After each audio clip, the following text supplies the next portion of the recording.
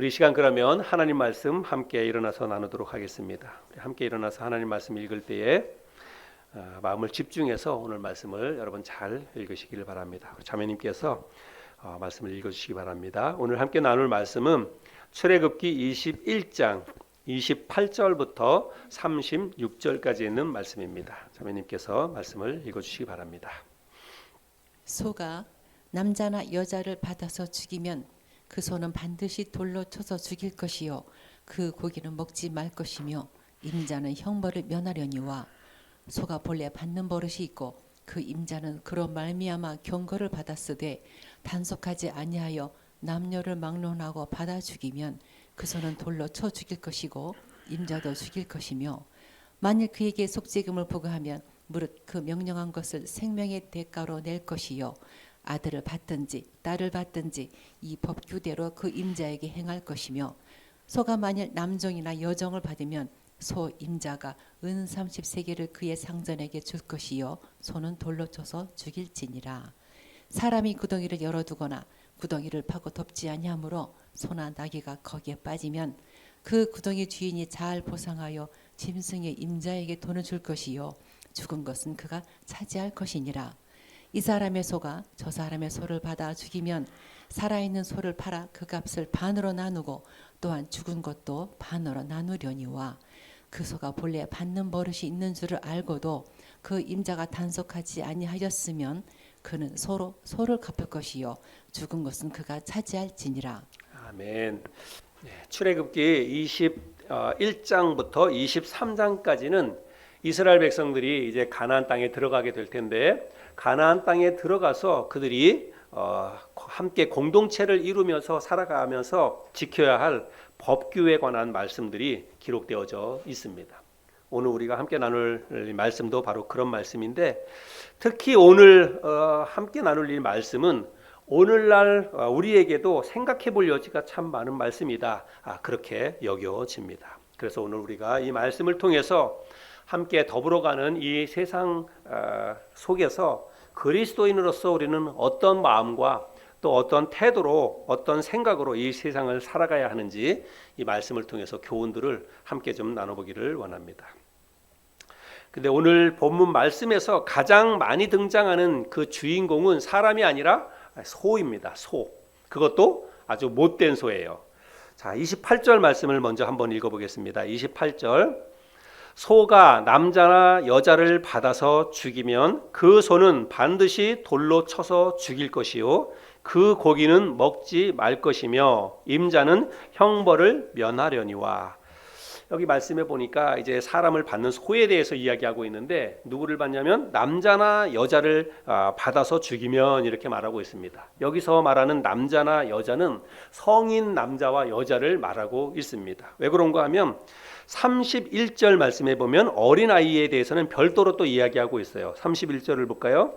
아들을 받든지 딸을 받든지 이 법규대로 그 임자에게 행할 것이며. 그래서 아들이나 딸, 어린 아이들을 받았을 경우에도 이제 동일한 처벌, 어른을 받았을 때랑 처벌은 같다라고 이야기를 하는데 각각 구분해서 이렇게 성경에서 기록하고 있습니다. 그래서 어떤 소가 성인 남녀든지 혹은 어린아이 남녀든지 만약에 소가 사람을 받아서 사람을 죽이면 어떻게 하라고요? 네, 그 소는 반드시 돌로 쳐서 죽이라 이렇게 말하고 있습니다. 그리고 그 죽은 소는 절대로 죽은 소의 고기는 먹지 말아라 이렇게 이야기하고 있습니다. 왜 돌에 맞아 죽은 소의 고기를 먹지 말라고 말씀하셨냐면 그 소는 형벌을 받아서 죽은 소이기 때문에 그렇습니다. 그러니까 이제 죄의 형벌을 받아서 죽은 소이기 때문에 그 소는 그 고기를 먹지 말라고 그렇게 이야기를 하고 있는 것이죠. 그런데 이런 경우에 소의 임자, 소의 주인은 처벌을 받지는 않았습니다. 근데 오늘 우리가 읽은 이 성경 말씀에 보면 지금 전제 조건이 있어요. 소가 사람을 받아서 죽였는데 그 소의 주인에게는 어떤 형벌도 주어지지 않습니다. 조금 이상하지요, 그러고는. 근데 그 전제 조건은 성경에 구체적으로 명시가 되어 있지는 않는데, 이거는 평소에는 이 소가 사람을 받는 습관이 있는 소가 아닙니다. 평소에는 그런 적이 단 한 번도 없고 그런 습관이 전혀 없는 그런 소인데 그날만 유독 갑자기 돌변해가지고 누군가 사람을 받아서 사람을 죽인 경우예요. 그런 경우에는 뭐 어쩔 수 없는 거죠. 주인도 몰랐으니까. 그래서 그런 경우에는 주인에게는 따로 형벌을 가하지 않았다라고 하는 것입니다.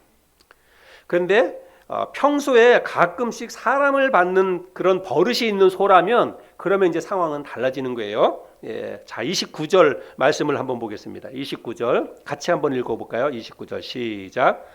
소가 본래 받는 버릇이 있고 그 임자는 그로 말미암아 경고를 받았으되 단속하지 아니하여 남녀를 막론하고 받아 죽이면 그 소는 돌로 쳐 죽일 것이고 임자도 죽일 것이며.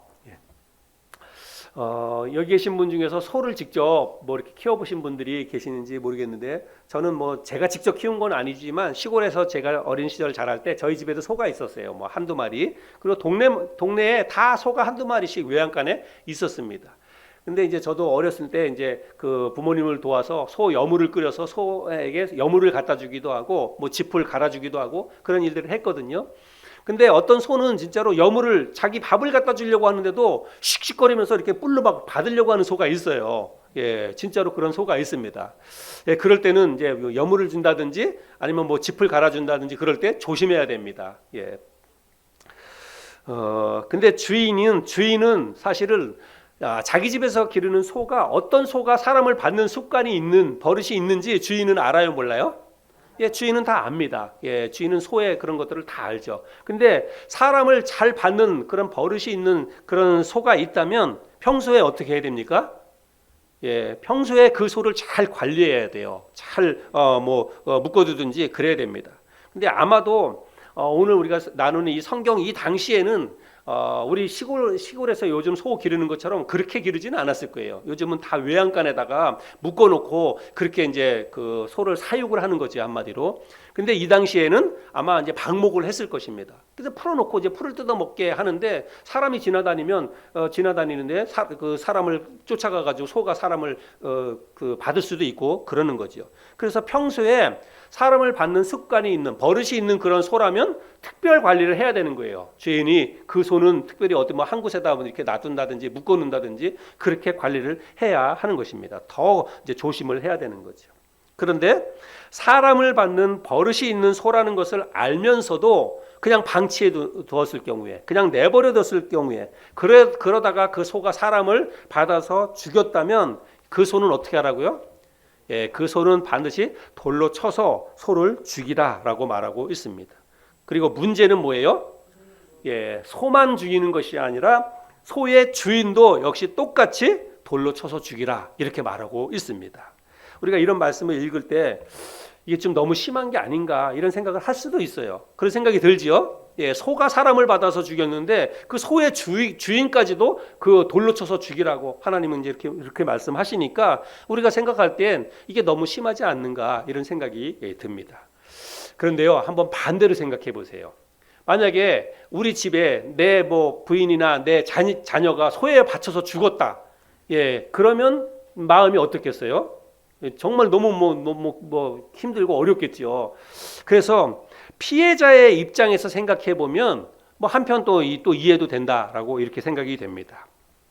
그런데 우리는 오늘날 우리 사회에서 이 법 체계를 가만히 살펴보면 피해자의 입장에서의 법이라고 하기보다는 가해자의 입장을 오히려 더 많이 생각하는 그런 그 법들이 참 많다 이런 생각이 들어요. 그렇죠? 예, 그래서 어떤 뭐 성폭력 피해를 당한 사람이라든지 뭐 음주운전에 피해를 당한 사람이라든지 교통사고에 이런 피해를 당한 우리 자매님도 오셨는데 이런 분들이라든지 당한 사람은 너무너무 힘들고 또 고달프고 평생 그거에 대한 어떤 무거운 짐을 지고 살아가야 되는데 가해자들은 뭐 벌금 얼마 낸다든지 뭐 감옥 1, 2년 갔다 온다든지 사람이 죽었는데도 불구하고 그걸로 끝나는 거예요. 그리고 그 사람들은 뭐라고 생각하냐면 나는 법에서 원하는 대로 처벌은 다 받았다. 할 도리를 다 했다. 그걸로 끝이에요.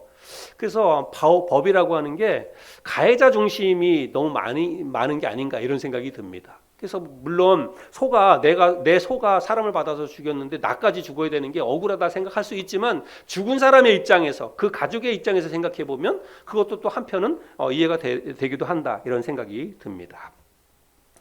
그래서 아무튼 평소에 받는 습관이 있는 그 소가 사람을 받아서 죽였을 경우에는 그 소도 돌로 쳐서 죽이고 소의 주인도 돌로 쳐서 죽이라 하나님이 그렇게 말씀을 하셨다는 것입니다. 자, 그런데 만약에 우리의 가족이 피해를 당했어요. 근데 피해를 당했는데 상대방을 돌로 쳐서 죽여야 되는 거예요. 근데 그렇게 하지 않고 배상금을 요구하는 그런 경우가 있을 수 있습니다. 그런 경우에는 돌로 쳐서 죽이는 대신에 배상금을 그 요구하는 대로 배상금을 지불하도록 그렇게 이제 하나님이 말씀을 하셨습니다. 30절 말씀인데요. 30절에 보면 만일 그에게 속죄금을 부과하면 무릇 그 명령한 것을 생명의 대가로 낼 것이요. 그래서 나는 처벌을 원치 않는다. 그러니까 돌로 쳐서 죽이는 것을 원치 않는다. 대신 보상을 받아야 되겠다. 이렇게 요구를 하면 그 값은 뭐 정확히 얼마인지는 몰라요. 아마 이제 재판장에 가서 제사장에 가서 그 판결을 받겠죠. 그런데 생명의 대가니까 그건 뭐 돈은 아마 상당히 많은 그 금액을 아마 지불해야 했을 것입니다. 그래서 만약에 그 사람이 능력이 돼가지고 나는 그렇게 하겠다. 만약에 그렇게 했다면 그렇게 돈을 내고 생명의 대가로 그렇게 이제 죽음을 면할 수는 있었습니다. 그래서 이게 이제 사람이 소를 받아서 죽인 그런 경우이고요. 그 다음에는 소가 종을 받아서 죽인 경우는 조금 더 다르게 되어 있습니다. 우리가 조금 이제 이런 말씀은 오늘날 시대하고는 조금 안 맞기는 한데 이 당시에는 종은 일반적인 사람하고는 조금 달리 그렇게 해석을 했습니다. 그래서 소가 종을 받아서 죽인 경우에는 소의 임자는 은 30세겔을 그 종의 그 주인에게 그 이제 배상금으로 갖다 냈어야 했습니다. 32절 말씀인데요. 32절에 소가 만일 남종이나 여종을 받으면 소 임자가 은 30세겔을 그의 상전에게 줄 것이요 소는 돌로 쳐서 죽일지니라. 이것도 역시 이 소도 역시 받는 습관이 있는 그런 소입니다. 그래서 이 소가 어떤 그 주인집에 종을 받아서 죽였을 경우에는 그 소는 돌로 쳐서 죽이고 그리고 이제 바친 그 사람 그 가족에게는 이제 은 30 그 세겔을 주인에게 갖다가 내라고 이야기를 하고 있습니다. 근데 여기서 이제 은 30세겔을 갖다가 주라 그랬는데 이 당시에 그러니까 이 당시에 종의 한 사람 종의 그 몸값이 사실은 은 30세겔 정도 됐다라고 하는 것입니다. 근데 여러분 우리 주님이 그 가룟 유다에 의해서 팔릴 때 얼마에 팔렸습니까? 은 30에 팔렸잖아요. 은 30세에 팔렸거든요. 그러니까 그 당시에 우리 예수님이 사람들이 예수님을 마치 그 당시에 이렇게 사람들로 거래되는 종으로 이렇게 생각을 취급을 했다라고 하는 것을 우리가 말씀을 통해서도 알 수가 있습니다. 자, 이것이 이제 사람이 소가 사람을 받았을 경우에 해당되는 이런 그 이제 법규이고요. 이번에는 소가 사람이 아닌 다른 집 소를 받아서 죽였을 경우에 또 어떻게 해야 되는지를 말씀하고 있습니다. 35절과 36절인데요. 이 사람의 소가 저 사람의 소를 받아 죽이면 살아있는 소를 팔아 그 값을 반으로 나누고 또한 죽은 것도 반으로 나누려니와 그 소가 본래 받는 버릇이 있는 줄을 알고도 그 임자가 단속하지 아니하였으면 그는 소를 갚을 것이요 죽은 것은 그가 차지할지니라. 그래서 우리 집 소가 다른 집 소를 받아서 죽였을 경우에 어떻게 하느냐? 우리 집 소를 팔아서 그 값을 반으로 나누라고 이야기하고 있습니다. 그리고 죽은 소도 역시 반으로 나누라고 이야기하고 있습니다. 이때 죽은 소는 형벌을 받아서 죽은 소가 아니잖아요. 바쳐서 죽은 소이기 때문에 이때 소는 먹을 수도 있고 또 사거나 고기로 사거나 팔 수도 있는 거예요. 그러니까 그거를 반으로 나눠서 이제 서로 나눠 가지라 이렇게 이야기를 하고 있습니다. 그런데 이제 요 경우에도 소가 받는 습관이 없는 평소에 없는 그런 소가 해당되는 거예요. 그리고 이제 다른 집 소를 받아서 죽인 그 우리 집 소가 평소에 받는 버릇이 있는 그런 소였다면 또 달라요. 그래서 이제 받는 버릇이 있는데 이걸 잘 단속하지 않았을 경우에 다른 집 소를 이제 받아서 죽였다. 그런 경우에는 어떻게 하냐면 반드시 이 죽은 소에 상응하는 살아있는 소를 그 집에 한 마리를 줘야 됐다는 것입니다. 예. 그리고 죽은 소는 이제 다시 자기 몫이 되는 것이고, 그래서 소를 이렇게 받아서 죽였을 경우에도 두 가지로 이제 그 법규가 나눠지는데, 평소에 받는 습관이 없는 것이 소였다면 그 이제 값을 반으로 나눠서, 돈으로 반으로 나눠서, 죽은 소든 살아있는 소든지 반으로 나눠서 이렇게 각각 나눠 갖고 받는 습관이 있는 그런 소였다고 한다면, 내 소는 죽었다면 살아있는 소를 대신 한 마리를 요구하는 거예요. 예, 그러면 살아있는 소를 이제 그 사람은 갖다가 주어야 했다는 것입니다. 자, 그리고 이제 마지막 한 경우가 더 있는데, 마지막 한 경우에는 그 당시에는 뭐 소나 나귀를 이렇게 기르려면 우물을 많이 팠습니다. 다 그때는 이제 방목이니까. 그래서 들판에다가 여기저기다 우물을 파놨는데, 우물을 파놓고 어떤 우물은 물이 계속 나오기도 하지만 어떤 우물은 이제 가물어 가지고 물이 말라요. 그러면 구덩이만 남게 되는 거죠. 그렇게 이제 그런 구덩이가 여기저기 있을 텐데, 여기저기 파놓은 우물에 소나 나귀가 빠졌을 경우에, 그리고 이제 주인이 덮개를 씌우는 등의 어떤 적극적인 조치를 하지 않았을 경우에 어떻게 해야 되냐면, 우물의 주인이 돈으로 보상을 했어야 했습니다. 이런 경우에는 33절과 34절에 그런 내용이 있는데요. 사람이 구덩이를 열어두거나 구덩이를 파고 덮지 아니하므로 소나 나귀가 거기에 빠지면 그 구덩이 주인이 잘 보상하여 짐승의 임자에게 돈을 줄 것이요 죽은 것은 그가 차지할 것이니라. 예, 그래서 구덩이를 파놓고 관리를 잘 안 해서 남이 그 짐승이 소가 거기에 빠졌다면 그거를 이제 값을 지불해야 된다, 배상을 해야 된다라고 하는 것입니다. 얼마를 했는지는 정해지진 않았어요. 아마 제사장이 판단을 해서 그 소의 가격을 매겨서 돈으로 보상하도록 아마 그렇게 했을 것입니다. 자, 이것이 이제 받는 버릇이 있는 소의 주인이 물어야 될 책임에 대한 그런 법규입니다.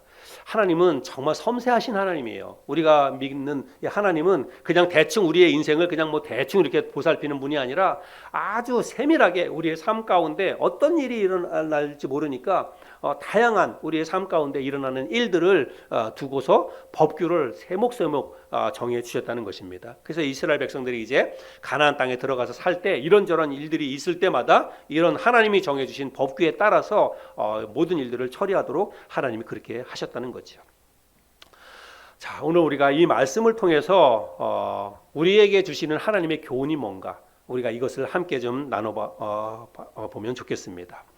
제가 서두에 오늘 말씀이 우리에게도 생각해 볼 그런 교훈들이 많이 있다, 제가 그런 말씀을 드렸지요. 오늘날에도 우리가 이웃과의 관계에서 여러 가지 다툼과 분쟁들을 우리가 많이 겪게 됩니다. 그렇죠? 그런 의미에서 오늘 이 말씀이 우리에게 중요한 가르침과 또 문제 해결의 어떤 원리를 저는 제공해 준다라고 생각이 됩니다.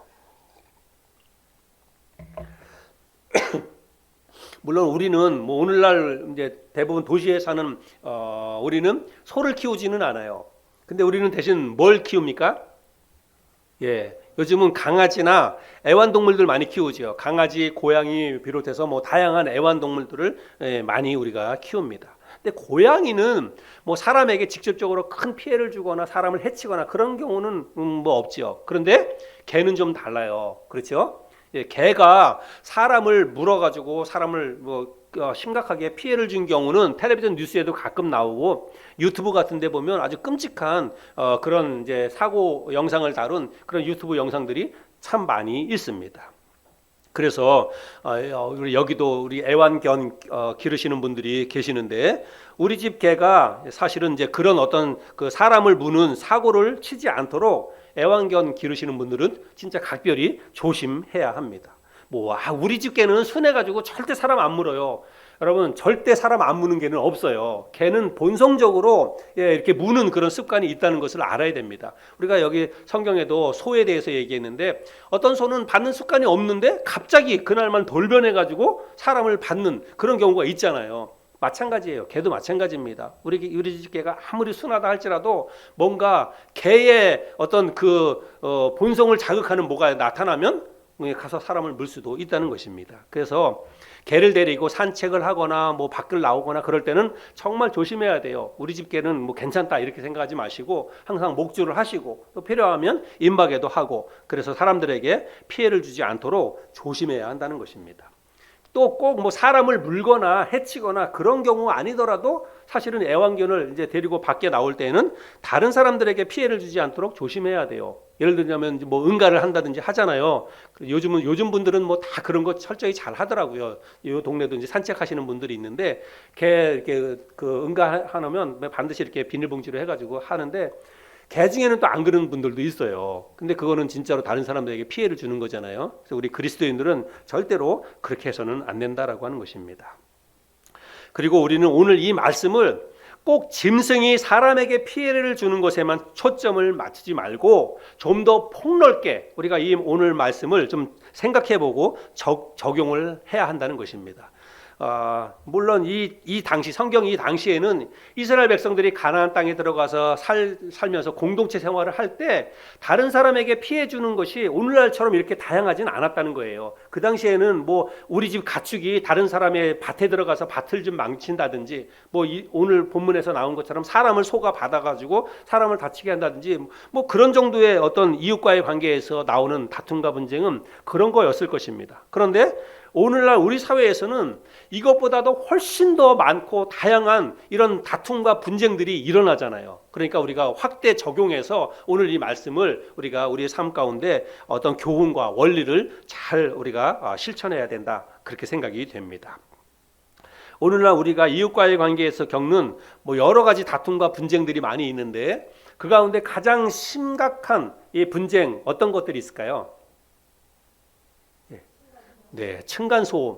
아마 가장 심각한 문제. 이거는 층간소음 때문에 살인사건도 일어나는 경우가 많이 있잖아요. 진짜 이 층간소음 문제는 보통 심각한 것이 아닙니다. 근데 여러분 한번 우리가 생각해 볼까요? 우리 집에서 조금 조심하지 않으면 밑에 집이든지 위에 집이든지 피해가 간다라고 하는 것은 우리가 알아요, 몰라요? 알아요. 예, 그냥 어떤 이제 뭐 우리가 살다가 보면 뭐 아파트든지 뭐 주택이든지 살면서 우리 집에서 조금 쿵쿵댄다든지 뭐 청소기 세탁기 돌리면 밑에 집이든지 윗집이든지 좀 이제 소음이나 피해가 간다라고 하는 건 우리가 다 압니다. 다 알아요. 그것까지도 모른다고 하면 좀 문제 있는 거예요. 감각이 떨어지는 거죠. 그거를 아는데도 불구하고 우리가 지금 조심을 안 한다. 예를 들어서 밤 11시, 12시 됐는데 세탁기 돌린다든지 청소기 돌린다든지 여러분 그러면 돼요, 안 돼요? 그렇게 하시는 분이 계시는군요. 밤 11시, 12시에 막 세탁기 돌리고 급하다고. 밤 11시, 12시에 돼가서 청소기 돌리고 세탁기 돌리면 안 돼요. 그러면 진짜 그 시간에 자는 사람이 얼마나 그게 힘들고 어렵습니까? 그래서 우리는 층간소음 이런 문제에 있어서는요. 진짜 시비가 일어날 가능성이 너무 많기 때문에 서로 조심해야 됩니다. 서로 진짜 조심해야 돼요. 저희 그 사는 집도 사실은 저희가 맨 꼭대기에 있었는데 5층에 두 세대가 더 들어왔어요. 원래는 5층이 없었는데 5층에 두 세대가 들어왔어요. 근데 이제 5층에 두 세대가 들어와 가지고 조금 이제 소음이 이제 생기기 시작을 했어요. 근데 이제 우리는 웬만하면 그런 거는 뭐 이제 다 뭐 서로니까 다 참고 지내고 이제 인사하고 그렇게 지내니까 별 문제가 없는데 저희 이제 그 하영자매 저희 누님이 경기도 광주에 이사를 갔는데요. 진짜 보통이 아니에요. 그 바로 아래층에 있는 분이요. 이사 가는 날 쫓아 올라왔어요. 이사 가는 날 아무래도 처음 이사하는 날은 짐을 이렇게 넣고 그러니까 조금 뭐 시끄러울 수 있잖아요. 이사하는 날 쫓아와 가지고 이사 조용히 하라고 늑달같이. 그리고 나서요 그 다음 날도 매일같이 올라온답니다. 그럼 뭐 어떻게 할 수 없는 그런 사람들이에요. 그렇게 예민한 사람들이 좀 있긴 있는가 봐요. 근데 서로 우리가 위아래층 살면서 그게 정말 힘들고 너무 불편하다 그러면 어떻게 해야 돼요? 그냥 1층으로 가야 돼. 1층으로. 그런 분들은 단독 집을 짓든지 그렇게 해야지. 조금 불편하다고 그거 가지고 막 가서 이야기하고 막 신고하고 그러면 어떻게 삽니까? 나도 다른 사람에게 피해도 줄 수 있고 그런데. 그렇죠? 그래서 이런 거는 서로 조금씩 양보하고 특별히 우리 그리스도인들은 내가 조금 뭐 거슬리고 힘들다 그래가지고 막 쫓아 올라가서 막 항의한다든지 그러면 안 됩니다. 조금 불편해도 좀 참고 또 내가 더 조심해서 다른 사람에게 혹시라도 피해가 되나 해가지고 뭐 가능하면 뭐 까치발을 하고 뭐 걸어간다든지 집에서 좀 조심한다든지 이런 것들은 우리가 얼마든지 해야 한다는 것입니다. 또 아파트 사시는 분들 중에서는 뭐 복도나 계단 혹은 베란다에다가 물건을 내놓거나 쌓아놓거나 그래가지고 다른 사람들에게 통행에 불편을 주기도 하고 혹은 미관상 안 좋게 하는 그런 경우도 종종 일어나지요. 또 요즘은 이제 1인 가구들이 많이 일어나잖아요. 많이 살잖아요. 1인 가구. 우리 다우리도 이제 학교 때문에 이제 천안에다 방을 얻어줘서 가서 했는데 저는 이제 그런 대학가 주변이라서 다 젊은이들만 있는 줄 알았어요. 근데 이제 한 층에 일곱 가구가 사는데 바로 옆집에 아기 키우는 집이 있더라고요. 다우리 바로 옆집에 아기 키우는 집이 있어요.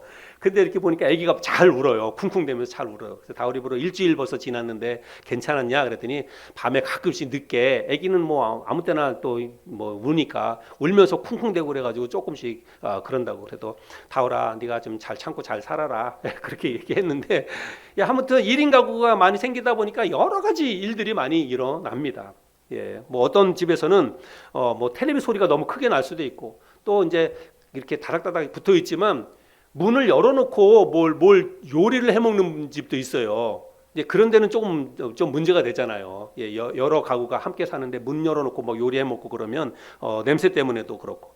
그리고 또 배달 음식을 시켜 먹고 그냥 뭐 밑에 층에다가 뭐 주차장이나 밑에 층에다 갖다 놓으면 되는데 자기 집 문 앞에다가 이렇게 놔요. 그러면 옆에 지나다니는 사람한테는 그게 얼마나 피해예요. 근데 젊은 사람들이 별 생각 없이 그냥 자기 생각만 하고 그런 사람들이 많이 있습니다. 예, 여기도 우리 유리도 있고 그런데 젊은 사람들이 있는데 절대 그러면 안 돼요. 우리 그리스도인들은 항상 모든 면에 있어서 우리가 복음으로 살아야 된다, 복음을 살아내야 된다 이런 말 하지만 여러분 복음으로 살아낸다는 게 꼭 뭐 하나님 말씀만 읽고 기도하는 게 복음으로 살아내는 게 아니에요. 예, 하나님 사랑하고 이웃 사랑하라 그랬지 않습니까? 이웃 사랑하는 게 여러분 그게 실제적인 삶에 있어서 실천으로 드러나는 게 복음을 살아내는 거예요. 내 이웃에게 피해를 주지 않고 이웃을 배려하고 이웃 사람들에게 어떤 피해를 끼치지 않는 여러분 그게 진짜 그리스도인의 바른 삶의 자세입니다. 이런 거를 지키지 않으면서 우리가 어떻게 사람들에게 복음을 전하고 교회 오라고 이야기할 수가 있겠습니까? 그렇죠? 이런 면에 있어서도 우리가 철저하게 잘 해야 된다는 것입니다. 주차 문제도 마찬가지예요. 주차 문제도 진짜 이웃 간에 얼마나 시비가 많이 붙고 싸움이 일어납니까? 요즘 가끔 가다가 보면 자기 차가 고급 차라고 뭐 외제차라고 해가지고 주차장에다가 이렇게 차 2대 세워놓을 수 있는 데다가 그냥 중간에다가 떡 걸쳐놓고 그냥 옆에 차 못 세우게 하는 이런 경우 많이 있잖아요. 진짜로. 예, 그 정말 열받죠. 그러면 예. 담배 피는 것도 그렇고 예, 이웃 사람들 담배 연기 올라오고 그런 거 진짜 여름에 문도 못 열어놓고 너무너무 힘들고 그래요. 물론 여기 계시는 분들이 담배 피워가지고 이웃에게 피해를 주거나 그러지도 않겠지만 하여간 우리 그리스도인들은 여러 면에 있어서 다방면에 있어서 이웃과의 관계에서 다른 사람에게 적어도 피해는 주지 않아야 됩니다. 다른 사람에게 기쁨을 주고 유익을 주고 뭐 그런 선을 베풀고 우리가 그렇게 살아야지 피해를 주는 그런 삶을 살아서는 절대 안 됩니다. 나만 생각해가지고 내가 뭐 힘들다고 해가지고 사람들한테 바로바로 뭐 이렇게 하거나 그래서는 절대로 안 된다는 것입니다. 왜 그러냐면 우리가 그렇게 하면요 전도의 문이 막혀요. 내가 평소에 이웃과의 관계에서 잘하지 못하고 사람들에게 피해를 주기도 하고 뭐 그게 뭐 어때? 그냥 나만 괜찮으면 되지. 그렇게 하고 난 다음에 뭐 전도 집회가 됐다고 해가지고 전도지 주면서 우리 교회 한번 와보라고 사람들이 뭐라고 이야기합니까? 예, 너 같은 사람 때문에 내가 교회 안 나간다 이렇게 얘기하는 거예요. 예, 진짜로 교회 다니면서 행동 똑바로 못하고 우리가 주변 이웃과의 관계에서 제대로 살아내지 못하면 그런 사람들 때문에 하나님의 영광이 가려지고 전도의 문이 막힌다는 것입니다. 저와 여러분 우리 하늘소망교회 성도들은 절대로 그런 사람이 없길 바랍니다. 진짜로 우리는 삶에서 이웃과의 관계에서 사람들에게 정말 할 수만 있다면 우리가 양보하고 배려하고 사람들에게 정말 이렇게 선을 행하고 그런 삶을 우리가 살아야 한다는 것입니다. 만약에 문제가 생기면 결국은 상대방뿐만이 아니라 나도 피해를 보는 거예요. 그리고 세상에는요 또 어떤 사람이 있는지 몰라요. 정말 험한 사람 많이 있습니다. 그래서 우리가 뭐 그냥 조금 참지 못하고 왁 했다가 오히려 그런 사람한테 해코지 당할 수도 있고 그런 경우가 얼마나 많이 있는지 모릅니다. 그래서 우리가 사고가 난 다음에 후회하지 말고 사전에 서로 조심하고 상대방을 좀 배려하고 그러면서 살아갈 수 있는 저와 여러분이 될 수 있기를 바랍니다. 잠언 말씀해 보면 몇 구절 살펴볼 텐데요. 잠언 17장 14절에 보면 다투는 시작은 둑에서 물이 새는 것 같은즉 싸움이 일어나기 전에 시비를 그칠 것이니라.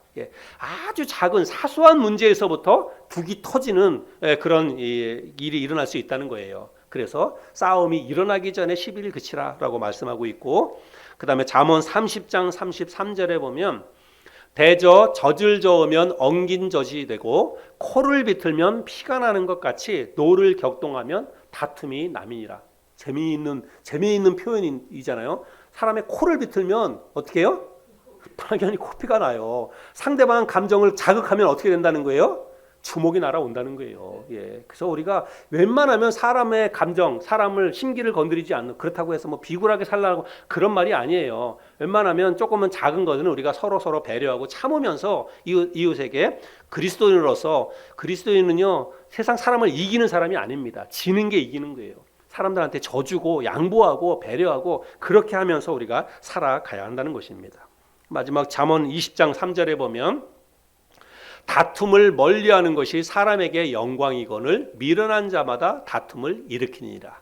다툼을 멀리하라라고 하는 것입니다. 이웃과의 관계에서 여러분 분쟁, 다툼 할 수만 있다면 피하라고 그렇게 이야기를 하고 있습니다. 근데 피하는 방법은 뭐예요?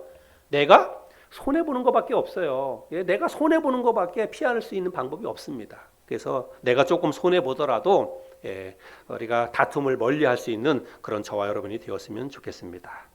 오늘은 우리가 자신의 소가 타인을 해쳤을 경우 어떻게 해야 하는지 이런 말씀을 살펴보았는데, 이 말씀을 가지고 우리의 삶에 우리가 한 원리를 삼아서 이웃과의 관계에서 다양한 다툼과 분쟁이 일어날 수 있는데, 그럴 때 우리가 어떻게 해야 되는지, 또 사전에 우리가 어떻게 이런 것들을 조심하며 살아야 하는지 말씀을 살펴보았습니다. 아무튼 전도의 문이 막히지 않도록 하나님의 영광이, 하나님의 욕을 먹고 하나님의 영광이 가려지는 그런 행동하지 않도록 우리가 평소에 조심하고, 또 할 수만 있다면 다른 사람들에게 양보하고 배려하면서 우리가 이웃과의 관계를 잘 맺어갈 수 있는 저와 여러분이 될 수 있기를 바랍니다.